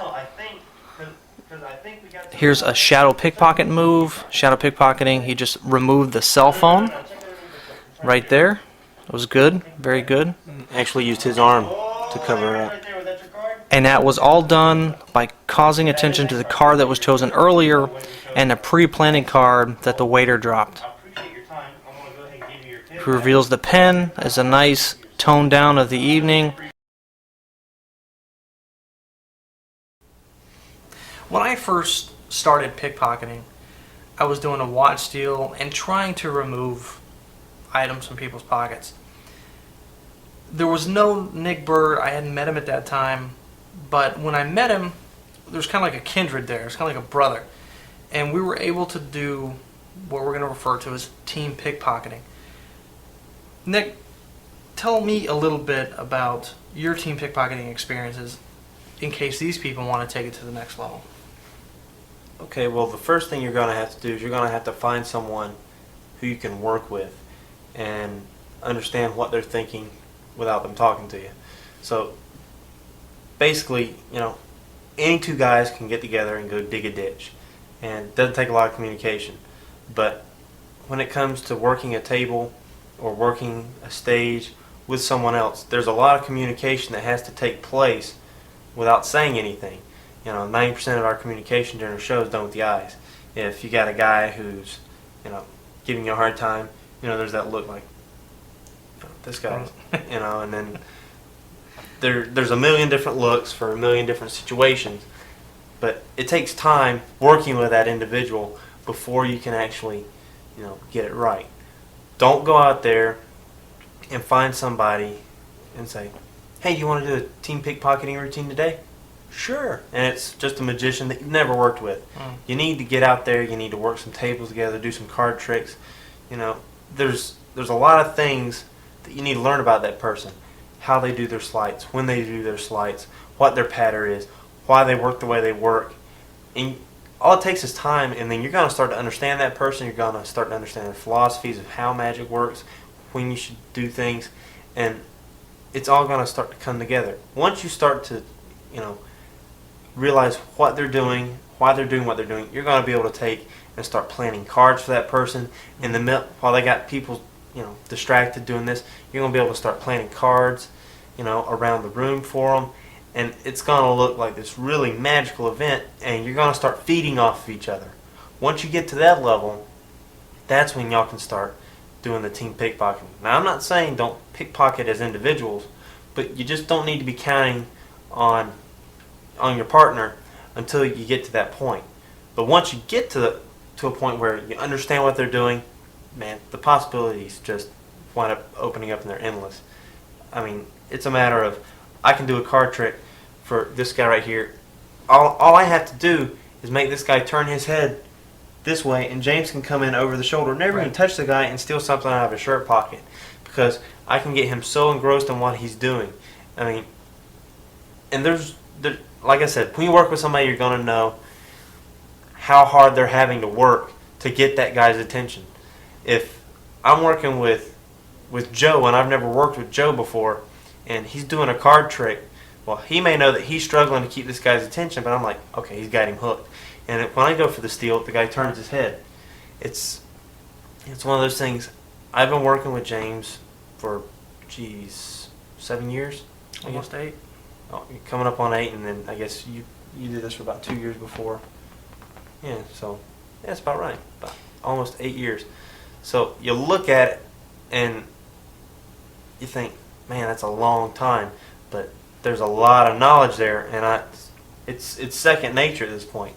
I see James doing his cage card routine. I know exactly what's coming up. Right. When I see him flipping through cards, showing cards to people, I can just look down. I know what card.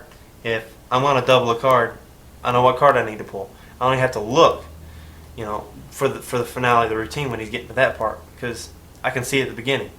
I know what he's doing, so I can go ahead, pull out my cards. I can pretty much take my time, find that card, put a little wax on the back, and then stick the card wherever I want to.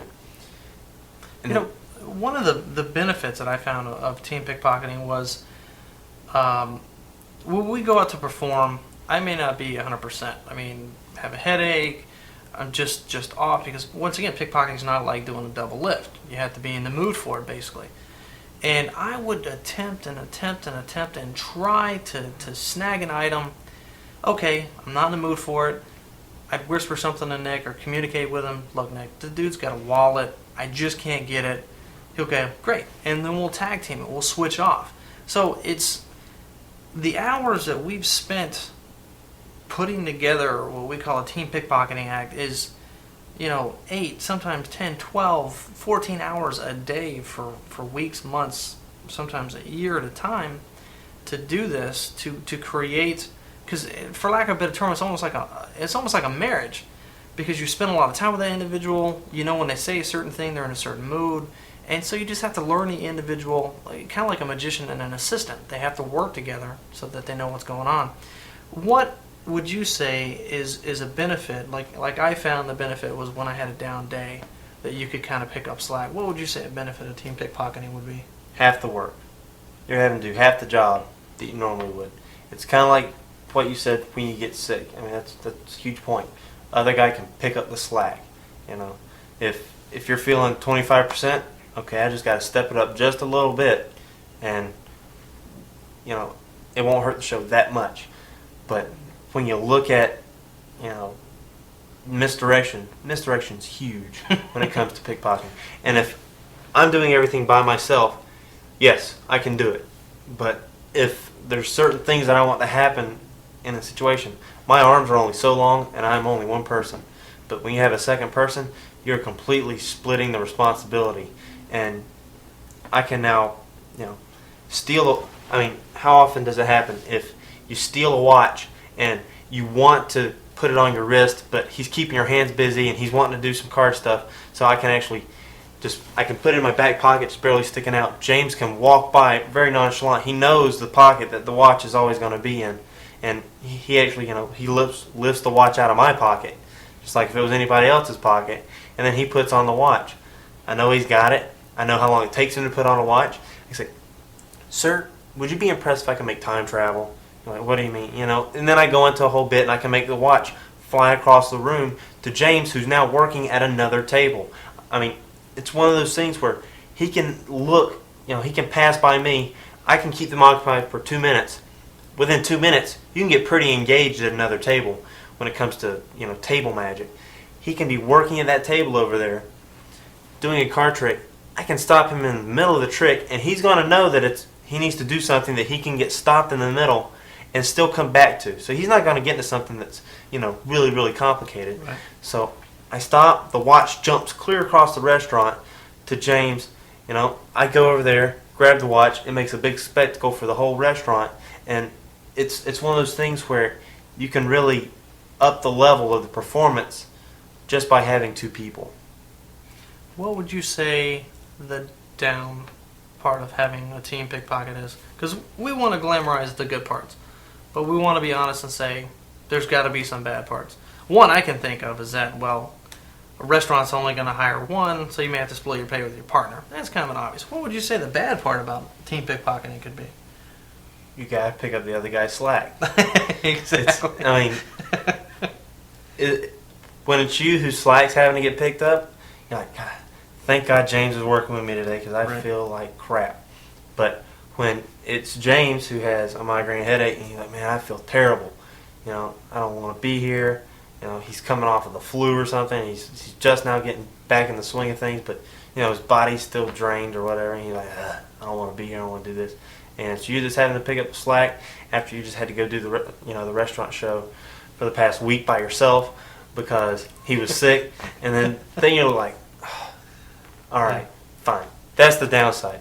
You do have to depend on one another. But the thing is, if it's somebody who's dependable and is going to be there on the backside, in the end it winds up being positive. Another negative thing is, when you're working by yourself and you say, you know what, tonight I'm going to go to the bar and I'm going to do cups and balls. That's what I'm going to do. You make the decision, you go and you do cups and balls. If I'm working as a team and, I go, James, tonight I'm going to go to the bar and I'm going to do cups and balls. He goes, no, I'm not going to do cups. Why not? I want to do cups and balls. Yeah, but we can't do that tonight because remember we got this thing. Yeah, but that'll work. There's differences of opinion. Right. And you wind up, you get pissed at each other. It's just like, it's just like any other job when you work with somebody. You're going to get mad, you're going to get in fights, you're going to, You're going to have to compromise. Yeah, it sucks. Yeah. You're touching my arm. Fool, I'll knock you out. But that's definitely one of the downsides. And it's like, it becomes a brotherhood. Yeah. It's pretty much, after working with you for damn near 8 years, I guess, you pretty much become a brother. And it's just like any other brother or sister if you're working, or if you work with a wife or something like that. Thank God I don't work with my wife. That would be, probably shouldn't go there. Yeah, probably be detrimental. Love you. So, it's one of those things where, just like any other brother that you have, be it biological or not, you're gonna fight, and that's the hardest thing because you get in a disagreement over what you're gonna do or how you're gonna do something, and get in this huge fight, and then it's like, oh, the show starts in 10 minutes, and then you got to go out there and you got to act like nothing ever happened. Yep. So, that's one of the biggest downsides of working as a team. Hi guys, welcome to Cafe de la James. My name is James. I'm not a waiter here. I'm actually a magician. This is a really nice plate. It's kind of empty. You don't need a budget, sir? I like that. Yeah, I'm still waiting. Anyway, we'll get back to him. Thanks. Where's my cards at? Do you have my cards? I'm sorry. I got your cards right here. Oh, thanks. How you doing, man? Thanks. Doing pretty good. All right. All right. We're going to do some fancy dancy I'm Nick. stuff. I'm also a All magician. right. Let's go. This is called Greg Louganis magic. All right. Do me a favor. Just say stop. Stop. Right there, take that card. Show everyone. Show your friends. Don't show me though. Can't trust me. Oh, we're not your friends? No. I'm just joking. Say stop. Stop. Place it right there. And watch the magic as it happens when it happens. That's it. That's all I do. No, I'm serious. Do me a favor. If you see your card, just say stop. You see your card anywhere? I know I don't. Do you know why? Why is It's that? in your pocket. Oh. Ah, did you see that? It's That was slick. great. It's very slick. That was phenomenal, wasn't it? amazing. That's great. Yeah. Matter of fact, I have a card trick that I like to do. Is it that one where the person gets hurt? Yes. Great. Here, well, what I'm going to do is I'm going to take a black card and a red card just like that. Sir, would you like to help me with this one? Sure. You were instrumental in the last trick, so I imagine you'd be great in this one as well. We're going to move the glass here. You do have to participate a little bit, and you got to move around. Okay. Okay? We have here a red card and a black card. What I want you to do at first, I want you to take your two hands, cross them just like this with your right hand on top of the left. There you go. It's not that complicated. It's like kindergarten level stuff. All right, what we're going to do is we're going to shake 3 times. We're going to go 1, 2, 3, just like that. And the left hand should still be on top. Go ahead and put that left hand on top. Excellent, sir. I think you can still do the trick, though. I really do. So what we're going to do is we're going to take the red card. We're going to put it on the right side. Right here on the right side is the red card. All you got to remember, red, right, red. Gotcha. Red, right. Right. Good. Right. Now, here on the left side, sir, we're going to take and put the black card just like that. Now, at this point, I can no longer touch the cards, okay? You ever see the trick where one person's way over here and another person's over here and they switch places on stage just like that? Yep. We're going to do the same thing in your hands, but instead of people, you're not holding little people, you're holding cards. Gotcha. So we're going to make them actually change places like this. Now, what I want you to do is I want you to concentrate on the cards. Really feel the cards with your hands. Now, remember what we did before? We did a shake. We did a 1, 2, 3 shake. Do you remember that shake? Right. Remember how the shake worked? Uh-huh. We're going to shake 1, 2, 3 just like that. And did you feel the cards switch places? Because you remember what was on the right side? Red. Right here was the red card, right? So what is it now, you think? Should be red. It should be red, but it's not. It's actually the black card, so they switch places. You know how that works? Uncross your hands. Okay. See, I get you confused in the beginning, and then I just totally befuddle you. Sorry. That's a good trick. Yeah. Sorry about that. You enjoying yourself? Yes. You like SpongeBob magic? Sure. You do? Sure. Tell you what. Here's what we're gonna do here. You see the sponge ball? Yes. See the sponge ball? I just made another one appear. Pretty That was slick, and- phenomenal. I've never seen trick. anything like it. No, seriously, watch. You can take a sponge ball just like this. You can grab it. See, I have it in my hand, but I can actually take and press just like that. You see where it goes? I'll get you a new plate. Probably. My hands are kind of dirty. But if you watch, just pick up your plate for me real slow. No way. Way. How did that work? Time travel. Are you serious? Yep. I made time travel from my hand to there, but not actually. It actually traveled from his wrist to yours. Look No at that. way. Man, how'd you get 2 G-Shocks? That's pretty slick. Is That one of those yours? spiffy. I believe so. Oh, wow. There you go. Oh. There you go. And we're going to do one more thing for you guys, just Thank because you're doing a really good job. 2 swell guys. Yep. Alright. You know what? James, you want me to do this? Or you want- Please, go Okay. ahead. I'll just Tell you what we're gonna do. take back the sponge. I'm going to go through these cards just like this. One of you tell me when to stop whenever you like. Stop. Right there, we're going to we cut. That's going to be your card. Remember your cards. You got the card? Don't let me forget it. You get that? Don't let me forget it. Gotcha. Sorry. Okay. Now, James was pretty impressive earlier. He made a card actually jump from here over to your pocket. That was pretty slick, wasn't it? Yep. Now, I don't know. I've been right here in this little circle the whole time. I hadn't really moved, have I? No. Okay. So here's what we're going to do. We're going to shuffle. But do you know where I'm going to try and make the card end up? Check under your plate. He fell for it again. I wouldn't do that twice to you. Sorry. Here's what we're going to do. Check underneath your plate. And you might even have to go a little bit deeper. We get the card just like that. That's Now, fantastic. do you think we can make it disappear and come back? Sure. All right, here's what we're going to do. Remember the cards right there. We're going to go one more time, just like that. Put it halfway into the deck, just like that. And then we're going to shuffle it. Keep an eye on me. Whoa, whoa, whoa. Yep, it's one. It's in there somewhere. You want to cut them? Sure. Cut the deck for me. And there we go, just like that. We sit it down. Tap it for me. You got it? James, make that card go somewhere. Tap somewhere for me, James. Wow. Right there.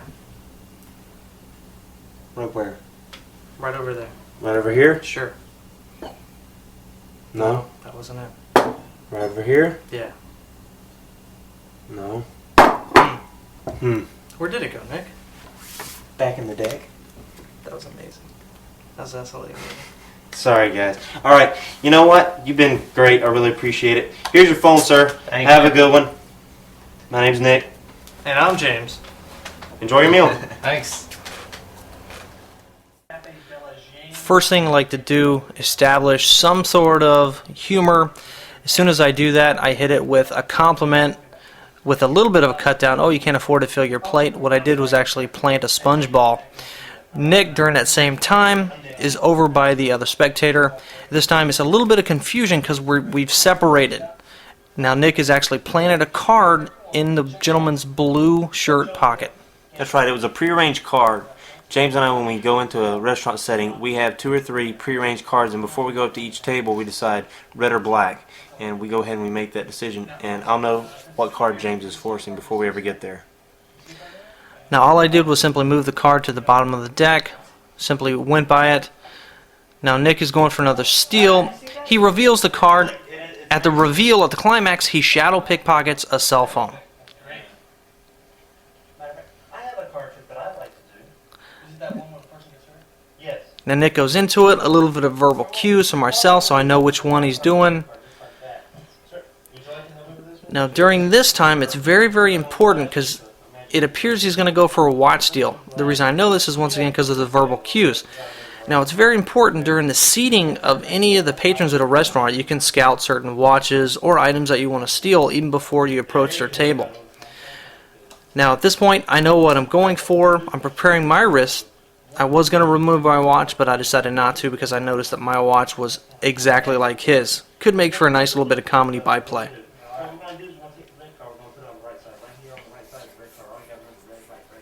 Now, at this time, Nick is doing the confusion of the right red.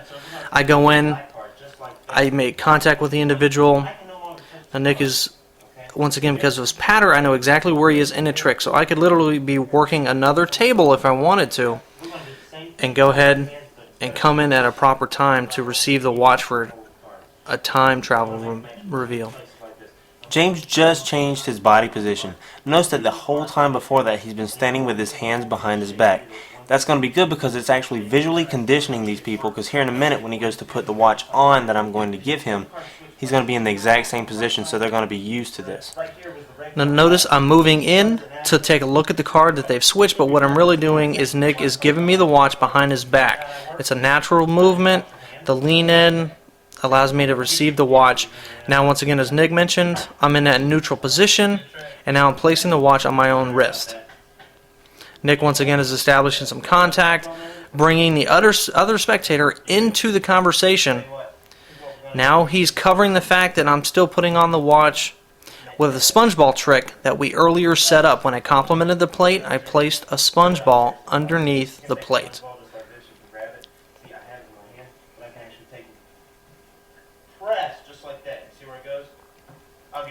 Prearrangement when it comes to these types of shows can really make for strong effects. He goes, he picks up the plate, we have a nice reveal, and it just really flows really nicely. Nice surprise for him. Now notice what I said. I said, how did that work? And my hands went to my hips. That's a sign that Nick and I have worked out to let him know that the watch is on my hand and I'm ready for the reveal. Nick goes for the reveal. Now the watch is handed back to the spectator.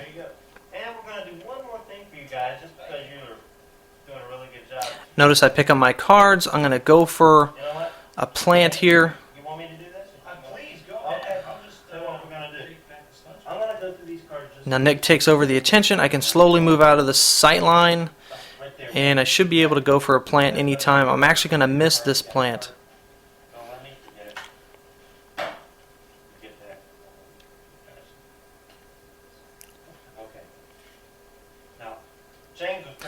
Here I go.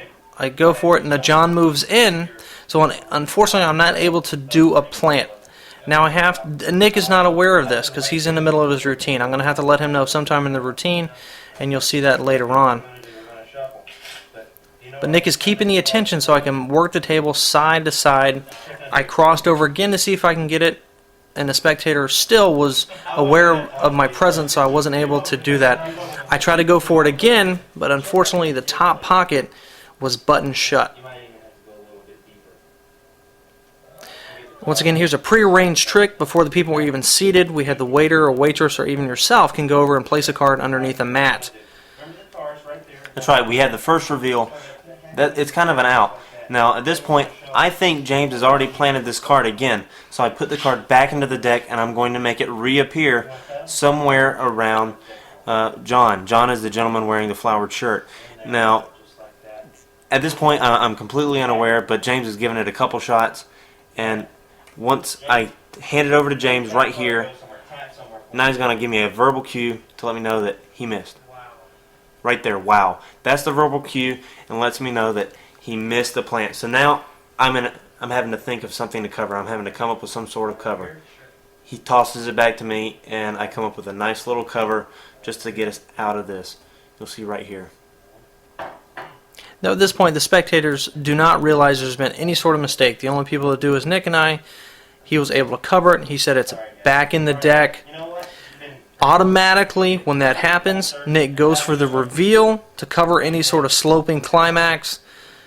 Then we give an out, we do some contact, and we're gone. One of the worst things that can happen to you when you're learning how to do pickpocketing, especially when you're putting a lot of effort into it, is someone says, from a magician standpoint, oh, you're using a stooge. That, especially when you're getting out there and you're in the beginning of your process and you're only probably 6 months to a year into it, for lack of a better term, it's going to piss you off. But, as Nick and I have learned, there's nothing wrong with using stooges once you know how to do the techniques. Have you ever used a stooge? Yes. Only times I've really used stooges was when it's mainly in corporate events. You'll have it never fails. You'll be doing some sort of show for some sort of like corporate anniversary or something, and they'll come up to you and they're like, "Oh, you got to bring the vice president up on stage, and you gotta do something really outrageous with him." And you go, "Okay, well, this is the guy who's also paying the check for you to be there." So when you look at what we do, it's pickpocket entertainment. And a lot of the stuff that we do when we get people up on stage, sometimes we make them look kind of foolish. So I will actually go to the vice president and say, hey, they really want to see you up there. You know, they think it'll help with the morale of the company. You know, everybody would really enjoy it. How would you feel about doing blank? They're going to know what's going on.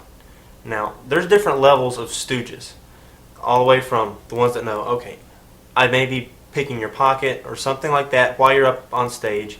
I just don't want you, to feel like I'm taking advantage of you or anything, especially when it's, someone who everyone in the audience is looking up to. Because sometimes these VPs of these corporations are real stiff collars, right. And you get them up there and, oh, how dare you embarrass me in front of, everyone that works for me, and they just can't handle it. So I really like to run that kind of thing by someone who's a higher up in the company, just because maybe I can save some face, and before anything happens, I wouldn't like that at all. That's a terrible idea.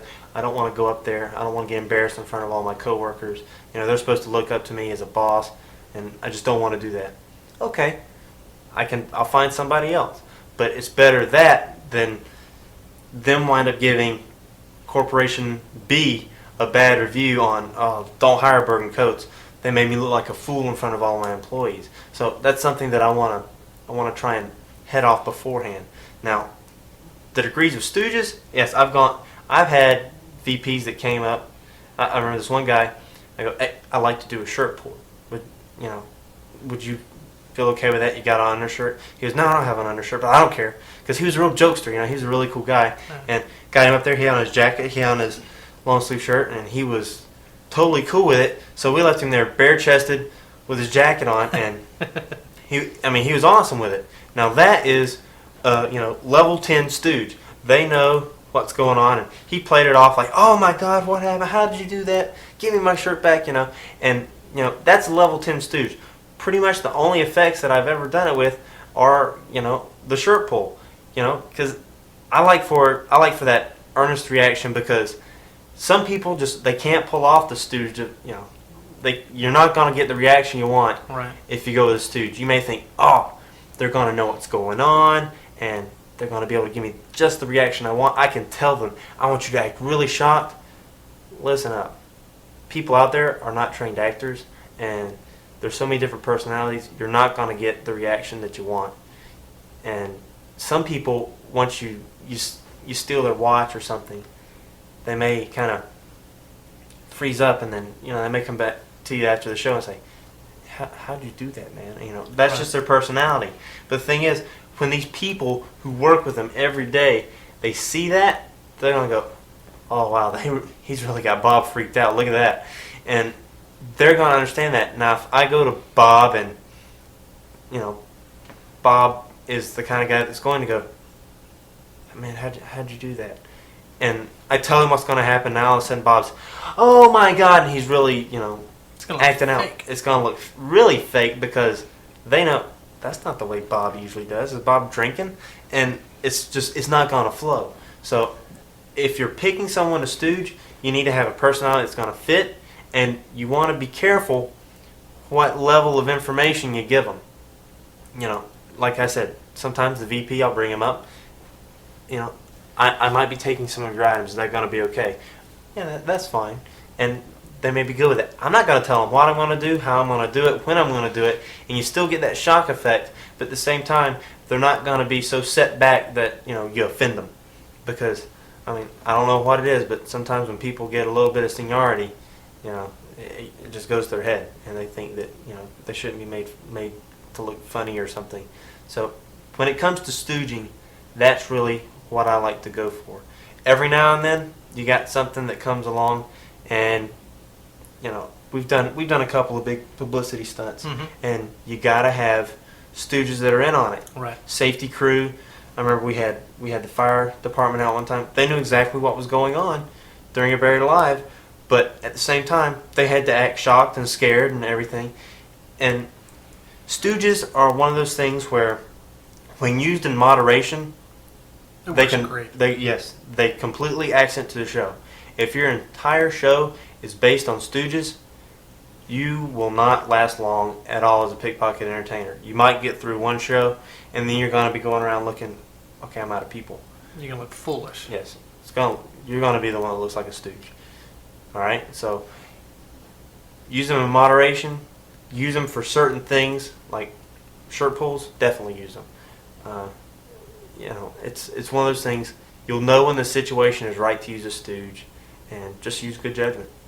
Now here's an example of using a stooge and it backfired, but luckily we're doing a stage show in Chicago, and always do some pre-show work and find the individuals you're going to pull up on stage. This one particular gentleman saw that I was doing pickpocketing and took his watch and his wallet and his ring, pretty much stripped himself and gave it to his wife. Now before, when I pre-selected this guy, he took and he was loaded. He was a perfect pick, but when I started pulling people on stage, he started seeing this. Therefore, I had a stooge set up. It's always good to go with a show with your friend and ask him, or even to make friends with an usher, even the announcer, and say, if I run into any problems, can I use you? It's a nice little backup, and it'll save you, because I pulled this guy up to do some steals. He didn't have anything. Nothing at all. So I used him as my lovely assistant, my nice little owl. Because remember, just because you make a mistake, they don't know you made a mistake. So pull him up. That's right. I grabbed the host, went right for it. Grab your friend, go right for it. And that's kind of like a little safety stooge. Yeah. The crew around you can be used also as a stooge, and they don't really have to know anything about it. Just get a verbal, hey, if I need help out there, will you help me out? Sure, not a problem. Often when an individual comes to a table, they will take items out of their pocket or off of their face, and they'll actually sit them on the table. Like here we have a set of sunglasses. James fixing to come down and give us a great example. People come down to get comfortable, they take things out of their pocket and they sit them on the table. Well, what does this do? It does half the work that we have to actually accomplish to pick their pocket, because they already took the items out of their pocket. This is shadow pickpocketing. Basically what we're going to do is we're going to create a moment where maybe they possibly think that the item came out of their pocket. Sometimes it's just taking an item from the table, like I lean over, "Sir, how's your coffee?" and I pick up the sunglasses. Something like that. Taking items from the table around them just by using the same distractionary techniques. I may want to move around over here. Look over there. Take a good look at his card. I reach down, I can pick up his cell phone. I can reach down, I can pick up his keys. The only thing with picking up keys off the table, they do make noise sometimes, so you do need to be careful with that.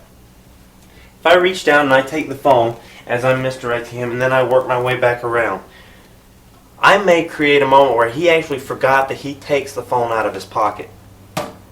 He does this, but he may not remember that. And then when I present the phone at the end, he may say, "Wait a minute, that was in my pocket. How'd you get that out of my pocket while I was sitting down?" These people will think that this happens. So you need to be very, very cognizant of the area that's around you when you're dealing with a table. And just make sure that you're looking for personal items, because these personal items can really add to the show if you actually take them from the table. We'd like to go over some of the locations where you can actually plant cards on a table. Nick, where are your favorites? There's a ton of places. Pretty much anywhere you see an item that will conceal a card is somewhere you can put a card. I like putting coins on the bottom of coffee mugs with a little bit of magician's wax, card on the bottom of plates, salad plates, underneath placemats. All these are things that you can do before the individual even sits down. If I want to put a card under a placemat, the placemat's going to be there when they come and they sit down at the table. Right. And how many people check under their placemat before they sit down? So you can have the same card planted at every table. You know, it's always in the northwest corner of the table underneath the placemat, and it's always going to be there. So whether you use that person in the trick or not, the card's going to be there. Just make sure when they're busting the table, maybe you got a busboy that helps you out, and you always make sure that there's a 4 spades there. So if you're working by yourself, it is okay to ask a waiter or a waitress to help out while planning a card. Absolutely. You know, give them a tip. You know, help them out of your tip jar for the night. Appreciate the help. You know, they're there. You might as well take advantage of them. Another place I like to put cards is underneath chairs. Yes, Yeah, definitely. you can take a little magician's wax, put it underneath a chair. You make cards jump underneath chairs. Another thing, you can, when people lean up in their chair, if you got a solid back chair, you can actually let a card go and let it slide down the back of the chair. When they lean back, you know, sometimes the card will hit the bottom of the chair and then fall over, and they'll work their way back into their seat, and now they're actually sitting on the card. All these present great opportunities to plant cards and make the card appear somewhere, you know, very, very magical. I agree. The one thing that I would really like to mention to y'all is, you know, your imagination is your limitation when it comes to working a restaurant. Anywhere, you got the windows of the restaurant in the back, you can do card through window, and you got the same card that's sitting out there, you know, every day. There's really no limit to what you can do when it comes to the restaurant, and tying it into pickpocketing. Borrow coins from people, borrow things, take an ordinary item like a key, have a silver key put up on the ceiling, have a brass key up on the ceiling, borrow keys off of people's key rings, make them vanish, throw them onto the ceiling. Then, you know, have to get a spectacle where you get a chair and pull it down and do a switch back with the key. There's so many things that you can do with a restaurant. Just make sure that, you know, you're very creative and you take advantage of the space that's provided to you. After viewing all 4 of the volumes of the Encyclopedia of Pickpocketing, you now possess all the knowledge that Nick and I have compiled over the last few years. It's time for you to take it to the next level. That's right. For almost 8 years now, we've been doing pickpocketing, and it's been good. It's had its ups and downs and ins and outs. You know, we've fought and this, that, and the other, but overall, it has been very rewarding. It's been something that has really cost us a lot. I mean, as far as like things like our personal time and our personal lives, we have paid dearly when it comes to doing these shows. I mean, when you want to do something like this, you got to give it 110% if you want to be really good at it. And I really think that we've given it all we had, and we've enjoyed it. it's not something that if I look back, I can honestly say I would do it again. But it's time for us to do something else. We really want to get on and we want to do different types of magic. So the Encyclopedia of Pickpocketing was really a kind of a farewell to pickpocketing for James and I, because we want to walk away while we're on top. We want to encourage you to take all that you've learned in this series and run with it. What we've shown you, build with your own, and you can create and be the next Burden Coates and create your own DVD or your own instructional material on how to be a pickpocket entertainer. I'm James Coates. I'm Nicholas Bird. Thank you.